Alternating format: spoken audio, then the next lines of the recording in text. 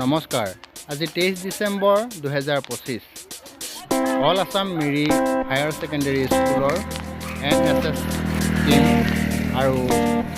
লগত আমি শিক্ষকদ্বয় বিমান সন্দিকৈ আৰু বিনোদ ফুকন আজি ওলাইছোঁ বৰখামন গাঁৱৰ প্ৰাথমিক বিদ্যালয় আৰু লগতে কমিউনিটি হলটো চাফ চিকুণ কৰিবৰ বাবে ছাত্ৰ ছাত্ৰীসকল আগবাঢ়ি এনেধৰণে আহি আছে খোজেৰে প্ৰায় বিদ্যালয়ৰ পৰা 2 কিলোমিটাৰ পথৰ আঁতৰত এই বিদ্যালয়খন প্ৰাথমিক বিদ্যালয়খন আছে লগতে কমিউনিটি হলটো আছে আমি আহি পালোহি কমিউনিটি হলত লগতে বিদ্যালয়খনৰ শিক্ষক শিক্ষয়িত্ৰী ছাত্ৰ ছাত্ৰীৰ লগত আমি এই সম্পৰ্কে আমাৰ অহা উদ্দেশ্য সম্পৰ্কে অৱগত কৰি আমি বিদ্যালয়খন চাৰিওফালে য'ত যিমান পলিথিন আছিলে বা অন্যান্য